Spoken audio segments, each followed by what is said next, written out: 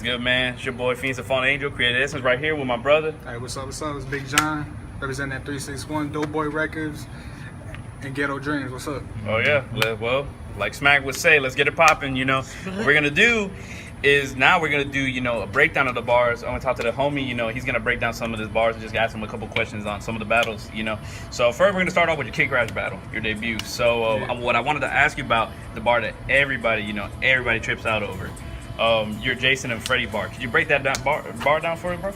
Oh yeah. I was in my room, you know what I'm saying, pen and paper, going at it, right? Yeah. Then I was at that part where, fucking team on one deep, fucking girl, my hands are cocked and ready, steady. And then I was like, fuck, I stopped. Yeah. I was trying to think of something else, but then I was like, you know what, fuck, I'm gonna take a break. Mm-hmm. So I'm over here, like, I'm going outside, I smoked up. Then I went back inside, watched a couple of old school movies. I watched Jason movie, and then after I got done with that, I watched Nightmare on Elm Street. Mm-hmm. Then I was thinking, I was just like, hold up, my hands are cocked already, held them steady, waiting for a motherfucker to talk heavy, like. Before I released these combo killers, there was Jason and Freddie. Mm-hmm. And then I was just like, one for real life, because Jason kills you in real life. And then Freddie's the one in Dreams. And I was just like, that's okay, Jason and Freddie. That's cool. And that hit hard. I love that part. Now, the other one that I personally I'm really interested in is that whole story about Kid Krash and his homie. The one that hits heavy. His friend. You saw the picture on the shirt. What was up with that one? Oh yeah, that one right there, bro. For that one right there, I told everybody around school, you know what I'm saying? Like, hey, I'm battling Kid Krash. But I didn't have to make it all awkward approach him, so I was just like, hey, I'm battling this dude named Kid Krash, Jesse Perez. And I was just like, you got anything on him? Yeah. And then somebody told me about that little fight that was gonna go down in Queen City. Yeah. And you know what I'm saying? So they were like, his homeboy was supposed to get into a fight over there with a couple of dudes.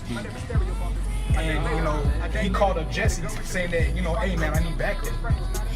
And saying all that, you know what I'm saying? Like he needed backup and all that. Then it stopped right there because that's the only thing he had, like he bitched out. Mm-hmm. So I'm over here, I'm thinking like, I gotta add more to this, add more to it. So I was just like, I heard about your little scruffle. Like his homie was supposed to fight some niggas in Queen City. He called Jesse saying he needed backup, but he saw an army of 20. And then, then they saying like he bitched out, making them bullshit lies. And then all the excuses and everything. Yeah. And then like I added more to it, just to give it that extra kick. So I'm like, you know what? He's like, he saw his friend in church and went up to apologize, but realized it was his friend on a shirt. Yeah. And that's how I got it. Oh yeah, super mad that you go. That hit heavy. All right, cool. Now we're gonna talk about a bar. The bars that you had with Easy. Like I was saying at it was kind of a mixed match. It was more like I don't know, like I guess a supposedly wannabe OG, against you, somebody who's actually been through whatever, But anyways, we're gonna go to that NWA scheme. This is the first time we actually saw you do a scheme. How'd you come up with that? For the NWA scheme, I was talking to I was listening to NWA while I was writing something down, and and how the way I thought of it, cause I saw the titles of their music, you know what I'm saying? The 100 miles and running, 6'4", neighborhood sniper, and I put on I looked at it and I was just like, hold up, this shit goes together. Mm-hmm. And I was like, you know what? And that's when I started putting the rhymes together. I got some real motherfucking G's. Yeah. I got they're called the neighborhood snipers. Mm-hmm. And I started rolling with that. Mm-hmm. That's how I got it. I feel you. That's cool. And now the one that hit me hard, especially because of me personally, a lot of people don't know this, but one of my favorite battles, a couple of things entertaining, is the Devil in Disguise versus Easy.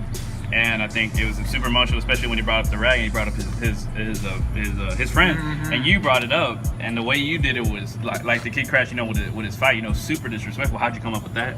That one, he knew that I knew about his whole girlfriend, like a girl that's a friend, like she died and everything, and then in my mind I was just like, do I want to diss her?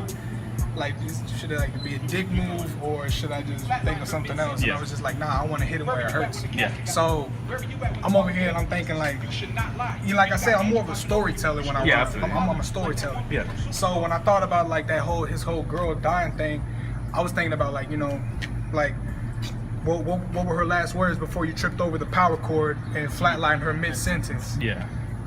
And you know, I'm doing like I'm adding on more to the story, and then like where were you when the father where were you when the casket got lifted? Where were you when the father gave the blessings? And then like you and all that, bro. Like it was kind of hard for me trying to spit it too, cause I was just like, damn, like, you know, this is some real shit right here. Yeah, Like it's heavy. He got pissed. You could tell, like, you could look at his eyes, and just by the way, you know, like everything, like trying to grab you, getting on your face, you know, he got mad. It hit him where it hurts, like you said, you know. Yeah. Now we're gonna talk about your most recent battle with Warzone. You know, I think one of the bars that hit me hard, I think hit him hard, even if he admits it or not, is the Selena bar. A lot of people don't know this, but Warzone's related to Selena. So how'd you come up with that? You're in detention fee. First of all, I didn't know that you were related to Selena. Wow. Then now that I think about it, goddamn, it really. Yeah. We just started to get awkward here. Nah, but that whole Selena thing, I was thinking about like, cause like the whole past situations with you and the whole battle rap thing, like, you know, when you lose, you get like a temper, you get like a little temper on you. So I was thinking like, you know, what if he had enough?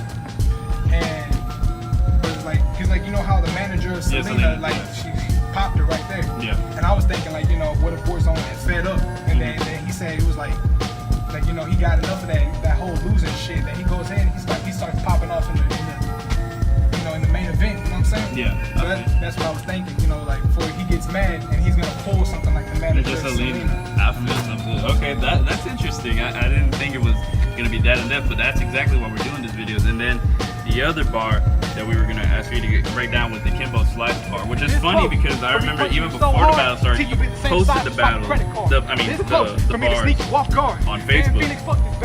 Why'd you do that? And what's I'm the Kimbo story Slice in the behind the backyard. Because with my material that I had, I knew I was gonna win against Warzone. I knew I was gonna win against him. So I was like deciding, you know, like probably give him like a little chance to like, you know, rebuttal something. So I put that Kimbo Slice thing in there. Like, you know what I'm saying? Like, we can meet behind the house. I'm Kimbo Slice in the backyard. As a matter of fact, I heard that Kimbo Slice died, and I was thinking like, damn, bro. Like, and then, like he died. He died after I wrote that. Oh wow. And I was like, oh shit. Like, you know. I was kind of paying tribute to him. Yeah. So I was just like, you know what? Yeah, this one's for Kimbo right here. So I feel you. That's cool. That's when I did that bar from. I was just like, man, R.I.P. Kimbo. I feel you. That's cool, bro. And see, that's why we got to do this shit, you know. Sometimes people come up with the craziest shit, you know. You don't even know the circumstances, you know, the surroundings, the background to why, you know, it happened. But that being the case, you know, appreciate you having out here, bro. And, you know, we're going to, you know, this is yours truly, Feast of Fallen Angels with Bringing Out the Bar. We out here. Bah! Let's get it.